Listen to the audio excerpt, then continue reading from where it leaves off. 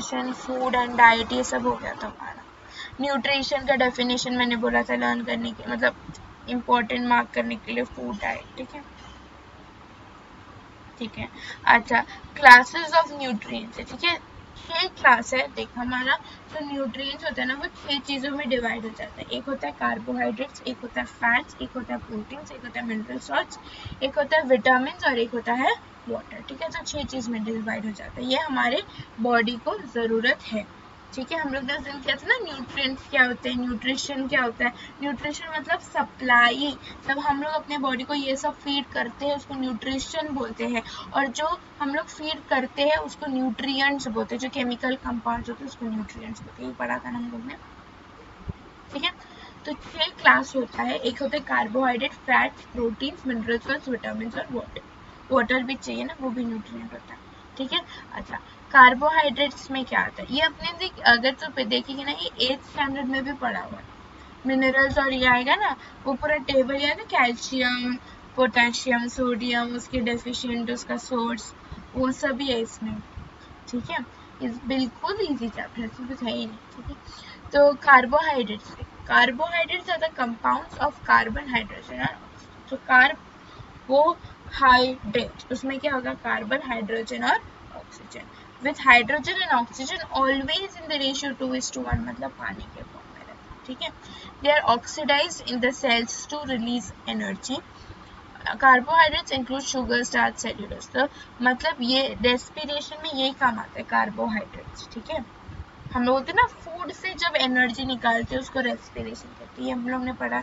तो वो फूड क्या है, वो कार्बोहाइड्रेट से ही एनर्जी निकालता है। अरे हम लोग बोलते हैं ना कि अरे कार्बोहाइड्रेट्स भी खाना चाहिए, हमारा वेट बढ़ता है ना ज़्यादा राइस खाने से, वो सब कार्बोहाइड्रेट्स में भरा पड़ा रहता है। अगर कोई बहुत बीमार है या वीक है, हम बोलते हैं ना ज़्यादा राइस खाओ, ब्रेड खाओ, रोटी खाओ, हम बोलते हैं ना, ताकि उसके अंदर थोड़ा सा एनर्जी डेवलप हो, क्योंकि कार्बोहाइड्रेट्स हमें एनर्जी देता है। ठीक है, अभी हम लोग शुगर करेंगे। शुगर पहला कार्बोहाइड्रेट है अपना। Sugars are soluble in cold water and taste sweet. अच्छा ये ये क्या समझो, सोल्यूबल घुल जाता है, और वो और भी शुगर मीठा ही होता है। मैंने तो कड़वा शुगर कभी खाया है नहीं। ठीक है, अच्छा, 2 शुगर है, एक है मोनोसैक्राइड्स और एक है डाइसैक्राइड्स। ठीक है, तो एक को बोलते हैं सिंपल शुगर और एक होता है डबल शुगर। मतलब एक है एकदम सिंपल और एक है कॉम्प्लिकेटेड। सिंपल शुगर का फॉर्मूला क्या होता है, C6H12O6, उसको अंडरलाइन कर दे, C6H12O6। This need no digestion and straight away absorb into the body. मतलब हमारा एक डाइजेस्टिव सिस्टम का वो पूरा प्रोसीजर होता है ना, वो नहीं चाहिए, फटाफट एब्जॉर्ब हो जाता है। ठीक है, मतलब ज़्यादा माथा पच्ची नहीं करना, एकदम इजी सब्जेक्ट है, समझ आ रहा है।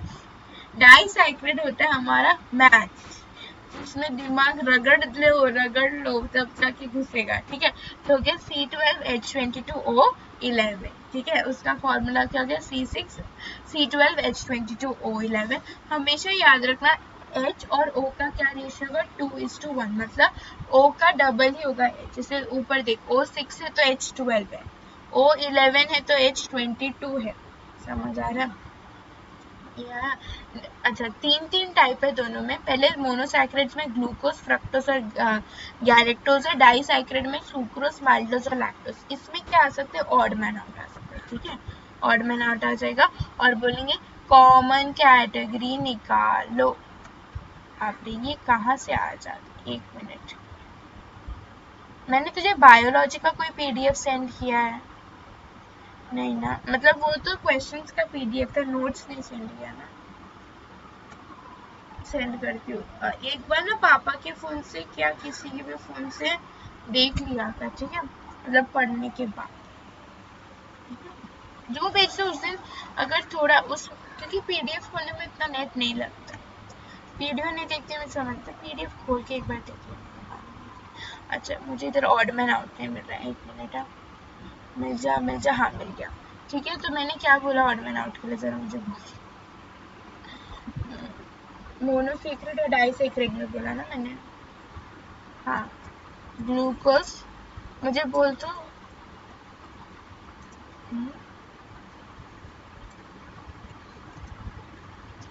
फ्रक्टोज, ग्लूकोज, फ्रक्टोज, और फिर क्या है, गैलेक्टोज और एक डाइसैकराइड में से बोलते हैं माल्टोस। डाइसैकराइड इजी का नाम बहुत ही 7th में है। अच्छा, तो इसमें कॉमन कैटेगरी है। अच्छा, और मुझे सारे डाइसैकराइड का नाम बोलते एक बार।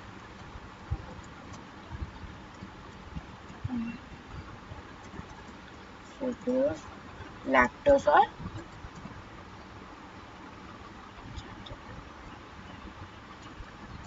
ठीक है।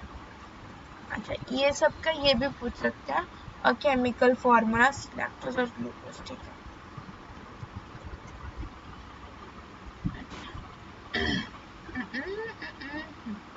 ठीक है। तो फ्रक्टोज ग्लूकोज तो अपना main grape sugar is the most common and simplest sugar found in organism. हमारे ब्लड में भी ग्लूकोज ही रहता है, हमारी बॉडी में भी ग्लूकोज ही रहता है, और जब उस ग्लूकोज को हम लोग स्टोर कर लेते हैं तो उसको बोलते हैं ग्लाइकोजन। लिवर में स्टोर होता है ना ग्लूकोज।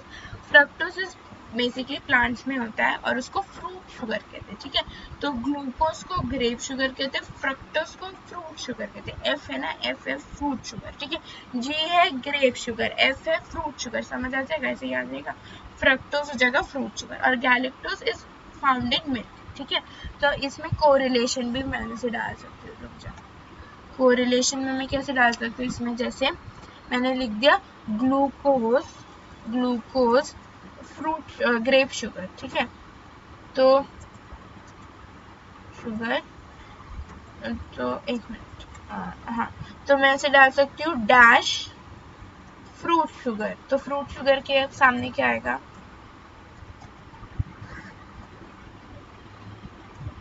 समझा, समझ आ रहा है ना ये। ठीक है, तो ग्लूकोज में ग्रेप शुगर बॉक्स करते हैं, फ्रुक्टोज में फ्रूट शुगर, और गैलेक्टोज में मिल्क। ये इंपॉर्टेंट हो जाएगा। ठीक है, डाइसैकराइड में C12H22O11। सुक्रोज, माल्टोज और लैक्टोज। लैक्टोज का अपना जो दूध में मिलता है मिल्क शुगर होता है, विच इज, हाँ अब ये याद रखना है, ये डाइसैकराइड है, मतलब ये दो शुगर का कॉम्बिनेशन है। क्या है ये, दो शुगर का कॉम्बिनेशन। जैसे सुक्रोज किसका कॉम्बिनेशन है, ग्लूकोज और फ्रक्टोज का, ग्लूकोज और, ठीक है। माल्टोज किसका है, टू ग्लूकोज का ही कॉम्बिनेशन है, एक माल्टोज। ठीक है, और लैक्टोज किसका है, ग्लूकोज और गैलेक्टोज। ठीक है, तो सब में ग्लूकोज ही कॉमन है, याद रहेगा ये। ठीक है, सुक्रोज जो होता है ना, जो हम लोग चीनी खाते हैं वो ही सुक्रोज है। ठीक है, जो अपना चीनी आता है ना वो ही एनीथिंग। अनदर सोर्स हो गया शुगर बीट।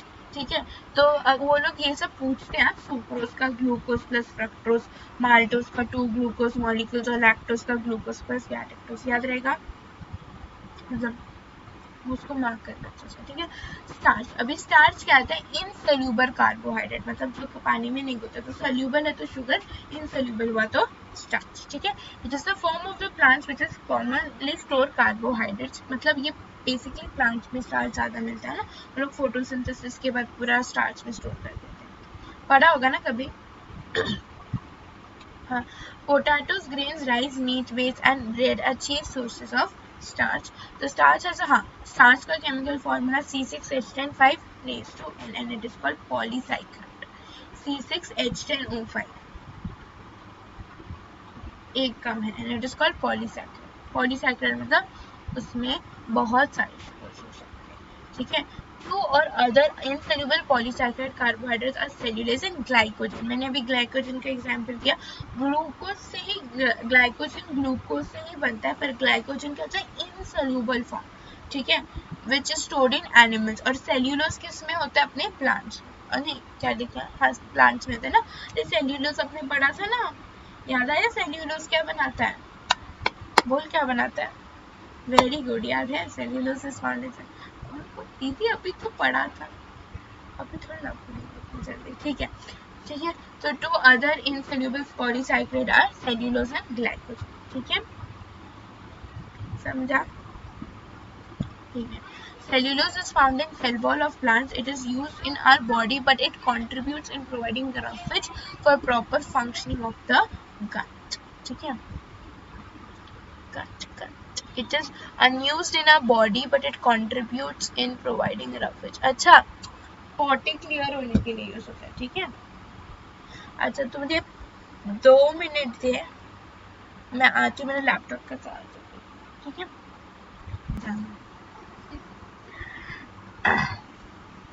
ठीक है, अच्छा, स्टार्च है, स्टार्च में क्या है, पॉलीसाइक्रेट है, ठीक है, पॉलीसाइक्रेट है, ठीक है, उसमें 2 है, हम लोग ने किया सेल्यूलोज और ग्लाइकोजन, ठीक है, और मतलब स्टार्च को टू अदर इनसॉल्युबल पॉलीसाइक्रेट, हाँ, सेल्यूलोज और ग्लाइकोजन, समझा इतना। ये भी दोनों जैसे स्टार्च इनसॉल्युबल है वैसे सेल्यूलोज और ग्लाइकोजन भी इनसॉल्युबल, तो ये सब नेम द फॉलोइंग, ये सब इधर उधर आएगा। Carbohydrates are the principal sources of energy in the body. 1 mole of glucose is equal to 686 calories. इसको मार्क करते हैं, ठीक है, ये आ सकता है 1 मोल ऑफ ग्लूकोज में कितना कैलोरी है। ये सब ना छोटा छोटा लिखा रहता है किधर कॉर्नर में, लेकिन ना ये सब आता है पेपर में, फिर बच्चे बोलते हैं कि पेपर टफ आता है। लिखा बुक में से ही सब है, याद रखना। कभी भी तुम्हारे आईसीएससी का सेलिना सबसे बेस्ट टेक्स्ट बुक होता है, और उसको छोड़ के कहीं से कुछ आता ही नहीं कभी पेपर में। और जब आईसीएससी का आंसर शीट बनता है ना, उसमें 5 बुक्स का सोल्यूशन रहता है, 5 बुक्स का सोल्यूशन रहेगा। मतलब जैसे स्टेट बोर्ड होता है ना, स्टेट बोर्ड में अपना एक ही बुक रहता है स्टेट बोर्ड का, तो उसमें एक ही बुक का सोल्यूशन रहेगा। लेकिन आईसीएससी का पता कोई टेक्स्ट बुक नहीं, कभी बोला है तुम लोग को टीचर ने, आईसीएससी का खुद का कोई टेक्स्ट बुक नहीं बनाता वो। ये सब उन लोग स्कोप देते कि ये आपको पढ़ाना है। फिर सारे पब्लिशर्स एक एक करके, सेलिना, फ्रैंक, फिर अपना कितना सारा है ना, गोयल ब्रदर्स, ये सब अपना अपना बुक बना के फिर मार्केट में बेचते हैं। फिर वो स्कूल के ऊपर डिपेंड करता है, ठीक है। तो क्या बोला, हाँ, तो सब लोग बोलते हैं कि आईसीएससी का पैटर्न नहीं है इतना, मतलब कोई टेक्स्ट बुक नहीं है, लेकिन आता सब टेक्स्ट बुक में से है। जो सेलिना का टेक्स्ट बुक है ना, वो बेस्ट है, उससे बाहर नहीं आता है, ठीक है। बोली दीदी क्या बकवास क्यों कर रहे हो अपने साथ, मुझे क्या समझ आ रहा है 10th के लिए, क्योंकि ना 10th में सब दिमाग खाएंगे कौन सा टेक्स्ट बुक यूज किया, क्या क्या। 10th का मैं बोलूँगी 3-4, अगर मैं पढ़ाई नहीं पढ़ाई वो अलग बात है। शायद फिजिक्स के लिए तुझे लेना पड़ेगा किसी को, क्योंकि मेरा फिजिक्स इतना ये नहीं है। नहीं, 10th का फिजिक्स आता है मुझे, लेकिन टाइम वाइम मुझे देखना पड़ेगा। लेकिन 10th के लिए मैं बुक्स दे दूंगी, वो सब खरीद लेना, तो उसमें से क्वेश्चन सॉल्व करना, तो तुझे अच्छा पड़ेगा, बहुत अच्छा पड़ेगा, ठीक है। आ जाए, काश तुम्हारे 10th में भी कोरोना रहे ऐसे पास हो जाओगे तुम लोग, ठीक है। आजा, रफेज, रफेज में क्या है, रफेज इसके लिए है, रफेज वाला पार्ट भी इम्पोर्टेंट है, लोग मिस कर जाते हैं, लेकिन ये है नॉन डाइजेस्टेबल सेल्यूलोज, ठीक है। तो cells of plants have cell walls made up of cellulose. What we eat, fruit, raw materials and any other plant material, cellulose is not digested. Cellulose क्यों नहीं डाइजेस्ट होता पता है, क्योंकि पहले हमारे पास वो था, ये था ना, अरे उसका नाम क्या है, अपेंडिक्स। अपेंडिक्स कभी पढ़ा होगा, तो वेस्टिजियल ऑर्गन था हमारे पास, अपेंडिक्स नाम था उसका, ठीक है। वो डाइजेस्ट करता था, अभी वो वेस्टिजियल हो गया, मतलब नॉन फंक्शनिंग, अभी वो काम नहीं करता, वो अपेंडिक्स अभी काम नहीं करता, ठीक है। हाँ, हमारे बॉडी में सबके पास होता है अपेंडिक्स, किसी किसी लोगों का ऑपरेशन करके निकाल देते, क्योंकि किसी किसी लोगों का खराब हो जाता है, ठीक है। तो वो पहले सेल्यूलोज डाइजेस्ट करता था, क्योंकि पहले हम लोग कच्चा खाना खाते थे ना, बहुत सालों पहले जब नया नया चालू होता है। अभी क्या सब पक जाता है, तो वो सेल्यूलोज डाइजेस्ट हो जाता है। लेकिन आज भी अगर हम कुछ कच्चा खाते हैं, ठीक है, तो हमारे पास कोई सेल्यूलोज डाइजेस्टिंग एंजाइम नहीं है, हमारे पास सेल्यूलोज कोई डाइजेस्ट करने के लिए कोई एंजाइम नहीं, ना कि वो अभी भी काम करता है, क्या बोलते हैं, अपेंडिक्स काम करता है, ठीक है।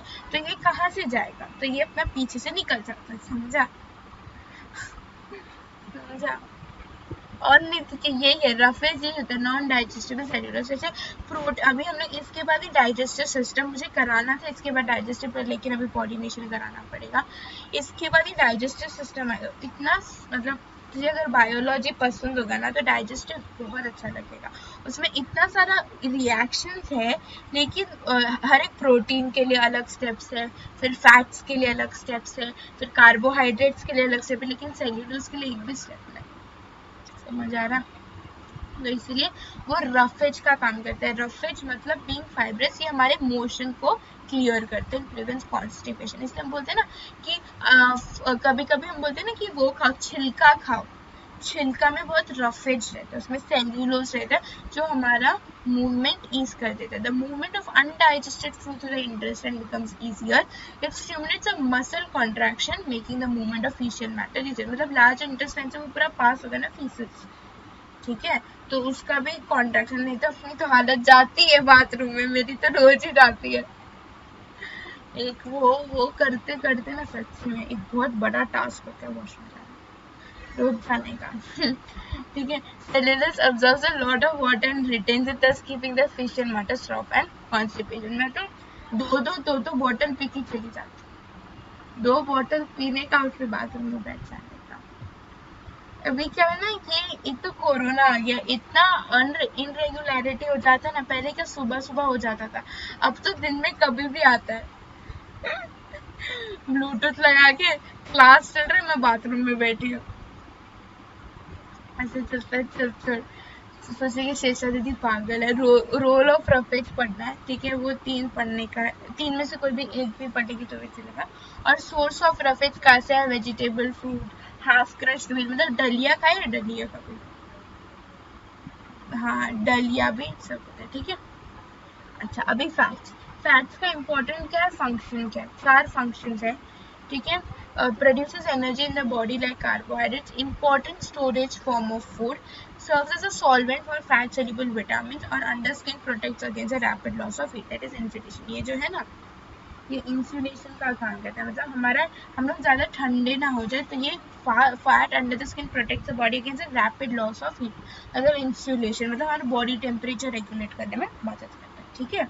इसलिए बोलते हैं ना कि फैट भी थोड़ा जरूरी. कुछ लोग सब छोड़ दो, जिंदगी में क्या बचा है, सब छोड़ दो खाना, ठीक है, लेकिन हमें सब कुछ नहीं छोड़ना चाहिए क्योंकि फैट भी जरूरी होता है.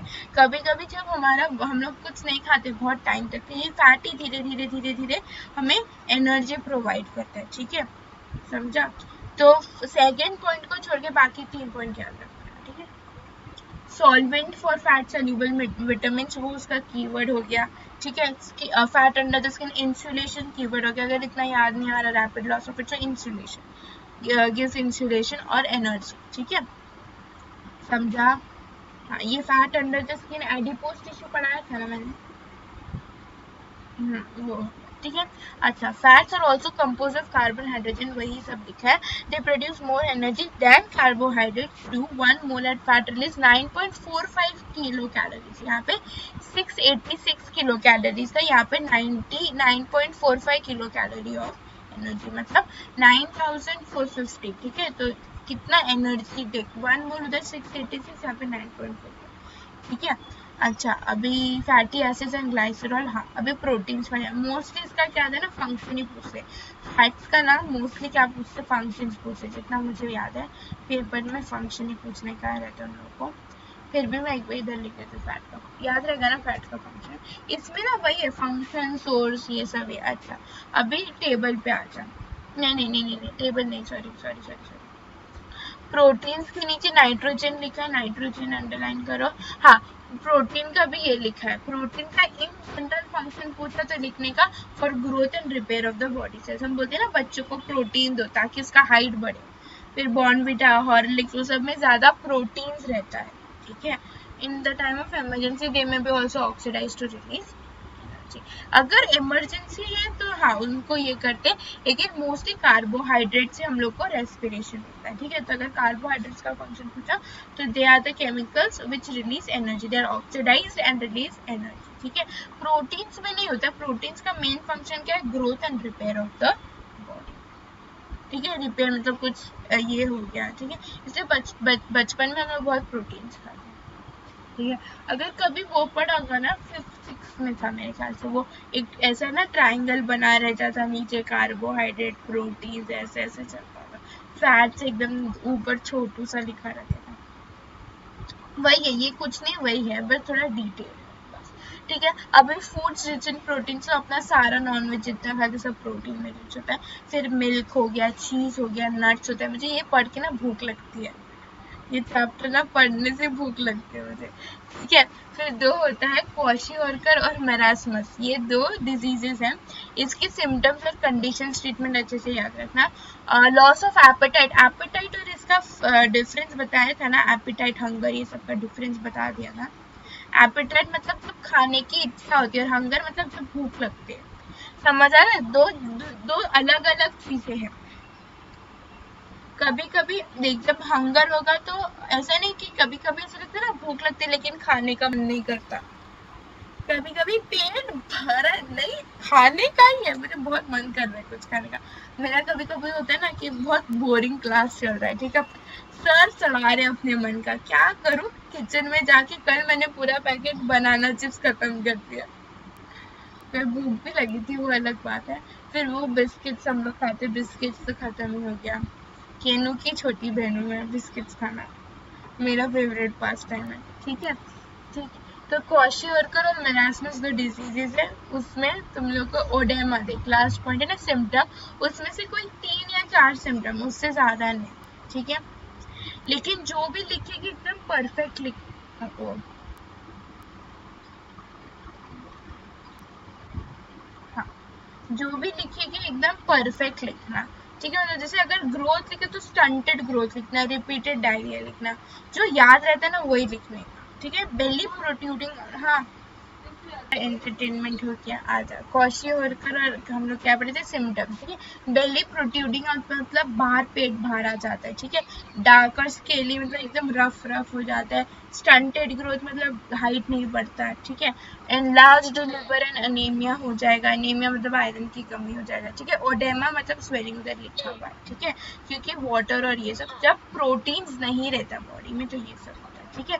ये बेसिकली कॉज क्या है, सिम्टम्स हो गया। कॉज देख इधर लिखा हुआ है, stop breast feeding their babies at an early age, 4th line में लिखा है क्वाशीओरकर के, stop breast feeding their babies at an early age and the child is given a diet poor in protein, मतलब माँ का दूध ही नहीं मिलता ये बच्चों, ठीक है।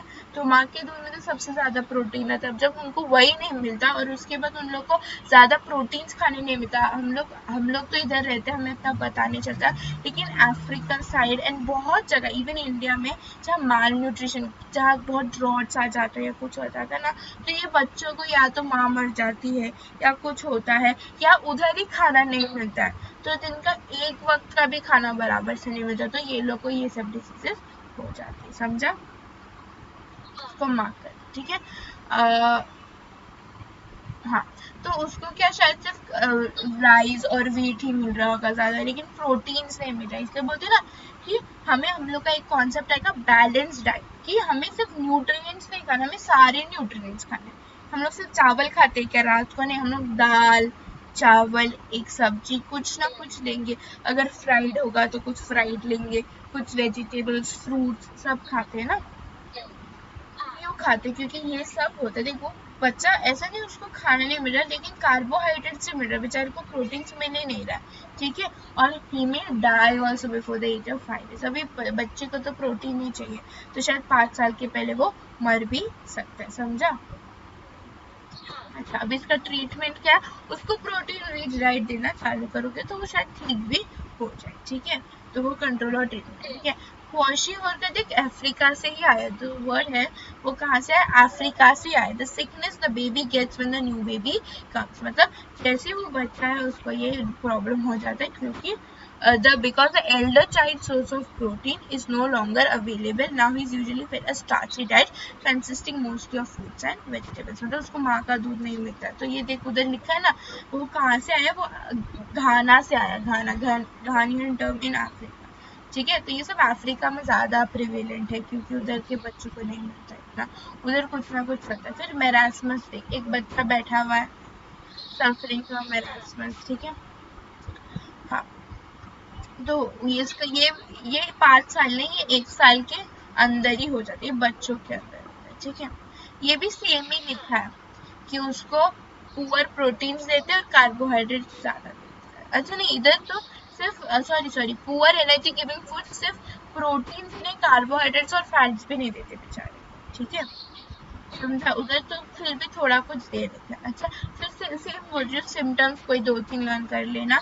डीजेनरेशन मतलब धीरे धीरे बॉडी एकदम वीक होने लग जाता है, डीजेनरेट होता है मतलब धीरे धीरे टूटने लग जाता है, टूट नहीं सकता बॉडी, ये अपना पुराना होने लग जाता है बॉडी, ठीक है। स्किन एकदम ऐसा होता है, पता है बूढ़े लोगों को कैसे लटक जाता है स्किन, वैसे उसको बोलते हैं लूजली फोल्डेड, ठीक है।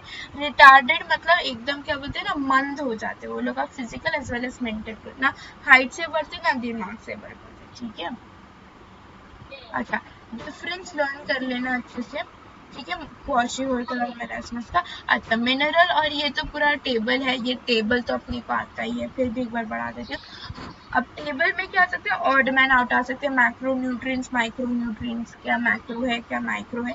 मैक्रो मतलब तो सबसे ज्यादा चाहिए, जैसे कैल्शियम, सोडियम, पोटेशियम, सब ज्यादा चाहिए। माइक्रो मतलब जो कम चाहिए, ठीक है। अच्छा, ये जो डायरेक्ट, इसमें ही मैं क्वेश्चन नहीं दूंगी, क्योंकि डायरेक्ट लिखा, सोर्स किसका क्या है, फंक्शन का, डेफिशिएंसी क्या हो सकता है, ठीक है। और एक कोरिलेशन लिख दो ऊपर, कोरिलेशन, ठीक है। फंक्शन तो आ ही सकता है और कोरिलेशन आ सकता है इसमें, ठीक है, समझा। जैसे कैल्शियम किसके लिए होता है, कैल्शियम तो अपने बोन्स के लिए होता है, और रेगुलेट्स एसिड बेस इक्विलिब्रियम, ये भी इम्पोर्टेंट है, मतलब हमारी बॉडी में एसिड और बेस का जो बैलेंस है वो मेंटेन करने का, ना ज्यादा एसिड ना ज्यादा बेस हो जाए, ठीक है। क्लॉटिंग ऑफ द ब्लड के लिए इम्पोर्टेंट है, ये 10th में है कॉन्सेप्ट की ना, जब हमारा ब्लड निकलता है ना, तो प्लेटलेट्स याद है ना, प्लेटलेट्स, प्लेटलेट्स क्या करेंगे, वो ब्लड को क्लॉट करते, तो वो पूरा वो एक सिस्टम बनाते, उसमें कैल्शियम एक बहुत मेजर रोल प्ले करता है, ठीक है। कैल्शियम निकलता है तब जाके ये सब, कैटलिस्ट याद है ना, कैटलिस्ट, तो कैल्शियम कैटलिस्ट क्या रोल करता है, ठीक है। तो इसलिए कैल्शियम उधर लिखा है, ब्लड क्लॉटिंग लिखा है, तो इसमें से कोई भी 2-3 याद कर लेंगे तो हो सकता है, ठीक है। बोन एनामल्स, सो अच्छा, मैंने वही मैं सोचू, कैल्शियम में नहीं है एसिड बेस रेगुलर, सोडियम में है एसिड बेस, वही सोची थी कि कैल्शियम में कहाँ से आगे मैंने पढ़ा नहीं, ठीक है। जैसे कभी कभी हमें क्रैम्प्स आते हैं ना, कि मुझे तो होता है कभी कभी हम लोग नींद से उठते हैं ना, तो सिर्फ पैर में खिंचाव हो जाता है, कभी अगर एक्सपीरियंस करता है, या तो थाई काव्स एरिया में, या तो नी में, या किधर, तो वो किसके लिए होता है, सोडियम के लिए। और सोडियम पता है किसके लिए होता है, इसके लिए अपना नर्वस इम्पल्स, हमने स्पाइनल कॉर्ड ये पढ़ा कभी, छूते तो हाथ हटा देते, लास्ट ईयर ही था ना, नर्वस सिस्टम, वो भी सोडियम चाहिए वो सबके लिए, सब डिटेल 10th में है। पोटेशियम है, पोटेशियम किसके लिए चाहिए, पोटेशियम और सोडियम दोनों उस चीज के लिए चाहिए होता है, ठीक है, दोनों का एक ही काम है, वो नर्विंग का, वो नर्व का, इम्पल्स ट्रांसमिट करना, इम्पल्स ट्रांसमिट करना। कहाँ कहाँ मिलता है पोटेशियम, बनाना, पोटैटो, सिट्रस फ्रूट्स मिलता है। फॉस्फोरस है, फॉस्फोरस, अभी फॉस्फोरस क्या चाहिए, एटीपी, एनएडीपी, याद है एटीपी क्या है, एटीपी याद है, हाँ, वो सब चीज, ठीक है। एटीपी चाहिए, एनएमएच चाहिए, वो सब चाहिए। मोस्ट इम्पोर्टेंट कि अगर एटीपी और एनएडीपी, उसको मार्क कर लें, वो आ सकता है कि एटीपी एनएडीपी के लिए क्या, synthesis of nucleic acid, ATP NADP, ठीक है। वो नहीं होगा तो डिजीज क्या हो जाएगा, सॉफ्ट, ठीक है। मैग्नीशियम क्या हो जाता है, ये सब मोस्टली नर्वस सिस्टम के लिए ही है। सल्फर के लिए क्या हो जाता है, सल्फर अपना सबसे ज्यादा ऑनियन में आता है, इसलिए तो अपने आंखों से आंसू निकलता है, ऑनियन खाते हो उसमें सल्फर ज्यादा होता है, ठीक है। और क्लोरीन देख, क्लोरीन और सोडियम का अगर सोर्स पूछा ना, तो सबसे बेसिक क्या अपना टेबल सॉल्ट, NaCl बनता है ना, तो टेबल सॉल्ट ये याद रखना, ठीक है। अच्छा, क्लोरीन किसके लिए, secretion of acid, gastric juice, हाँ, जब हमारा ये है ना पेट में हमारा गैस्ट्रिक जूस बनता है, उसमें क्लोरीन ही तो हेल्प करता है, ठीक है। फिर माइक्रो न्यूट्रिएंट्स है, आयरन, कोबाल्ट, जिंक, आयोडीन, ये सब, मोलिब्डेनम, ठीक है। ये सब किसके लिए होता है, जैसे आयरन है, आयरन क्या, हीमोग्लोबिन के लिए, ये पता है ना, हीमोग्लोबिन का एक कंपोनेंट आयरन है, नहीं होगा तो एनीमिया हो जाएगा। आयरन को बहुत इंपॉर्टेंट मार्क कर दे, क्योंकि आ सकता है एनीमिया ना, बहुत बार आता है, ठीक है। कैल्शियम का क्या देखिए, फिर ये कोबाल्ट, कोबाल्ट से भी वही होता है कि इम्पोर्टेंट विटामिन B12, क्या है, पर्निशियस एनीमिया, पर्निशियस एनीमिया, रुक जा मैं इधर से ढूंढ के बताती हूँ, पर्निशियस एनीमिया।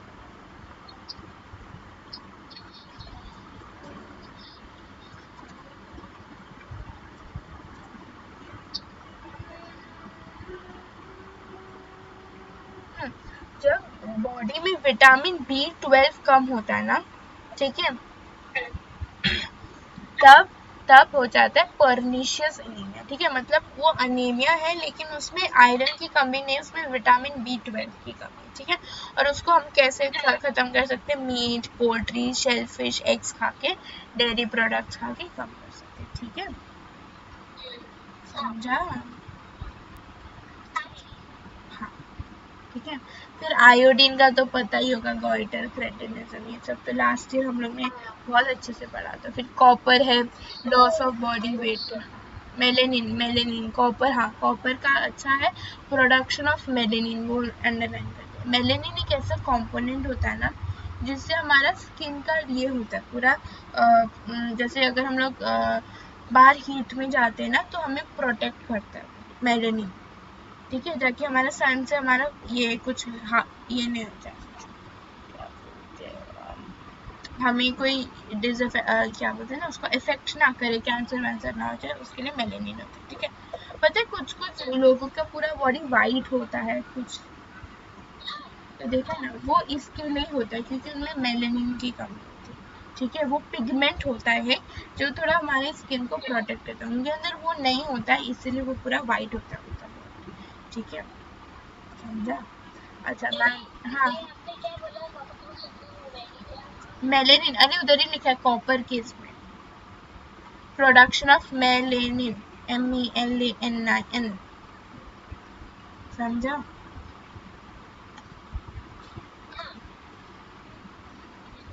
ठीक है। फिर गॉइटर, क्रेटिनिज्म, फ्लोरीन तो है, डेंटल, ठीक है, ठीक है। मोलिब्डेनम लिखा है, नाइट्रेट एसिमिलेशन बोलते हैं, नाइट्रेट एसिमिलेशन, नाइट्रेट, नाइट्रेट,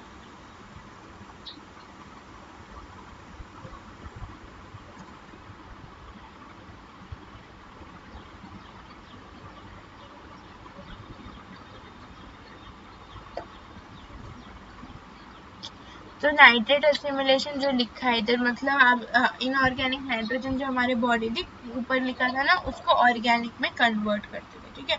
तो जब इनऑर्गेनिक इसको हम लोग इसमें कन्वर्ट करते हैं अमोनिया में, and then to organic nitrogen, उसको नाइट्रेट एसिमिलेशन कहते हैं, क्योंकि हम इनऑर्गेनिक नाइट्रोजन से क्या करेंगे, हमें अमोनिया चाहिए रहता है, ठीक है।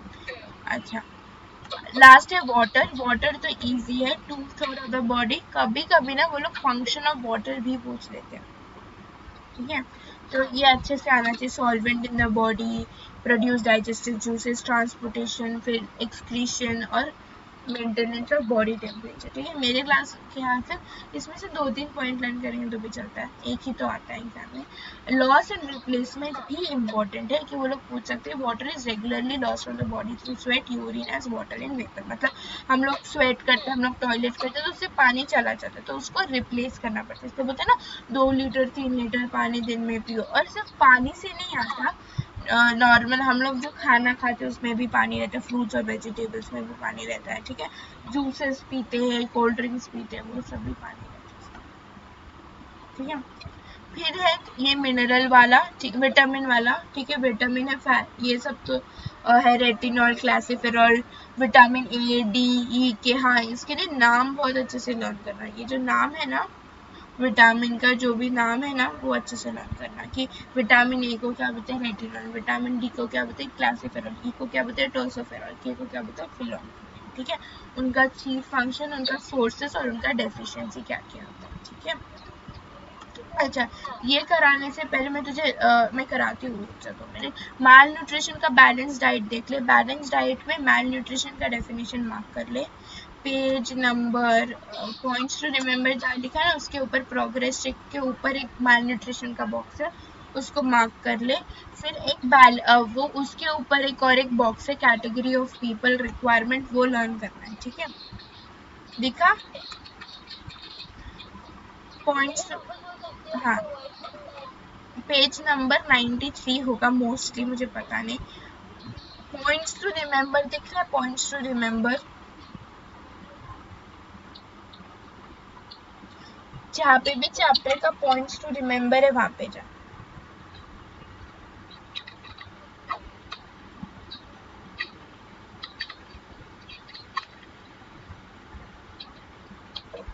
मिला पॉइंट्स टू रिमेम्बर? अरे पॉइंट्स टू रिमेम्बर नहीं मिल रहा चैप्टर का लास्ट पेज, न्यूट्रिशन चैप्टर का पॉइंट्स टू रिमेम्बर।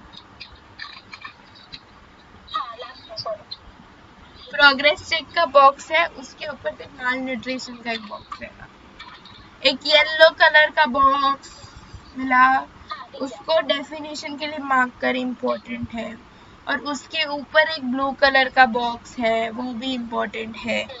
अच्छा, अभी बैलेंस डाइट क्या होता है? बैलेंस डाइट पता है ना क्या होता है? जिसमें सारे प्रिंसिपल क्वांटिटीज एकदम प्रॉपर क्वांटिटी में रहे। जो मैंने अभी बोला, हम लोग बराबर का दाल, बराबर का चावल, बराबर का सब्जी खाते हैं, उसको क्या बोलते हैं? Balanced diet. समझा? तो उसको बोलते हैं balance diet is which contain all the principal constituents of the body in the proper quantity. ठीक है, और इसका सबसे स्पेशल एस्पेक्ट क्या है कि सफिशिएंट नंबर ऑफ कैलोरीज, मतलब हमें जितना खाना खाना चाहिए उतना ही रहता है। समझा? ठीक है, और वो याद रख ले, कैटेगरी ऑफ पीपल मतलब किसको कितना कैलोरी का रिक्वायरमेंट है वो आता है पेपर में, इसलिए मैं बोल रही हूँ वो ब्लू बॉक्स लर्न करना। ये हो गया। अच्छा, ये मिनरल वाला ना नेक्स्ट डे हम लोग स्टार्ट करते हैं, अगर चाहिए तो कल हम लोग इसका एक और एक बायो का चैप्टर पकड़ते हैं क्या, या तुझे कुछ और सब्जेक्ट करना है, या तो केमिस्ट्री कराऊंगी, बोल क्या करना है, क्या करना है तुझे बोल।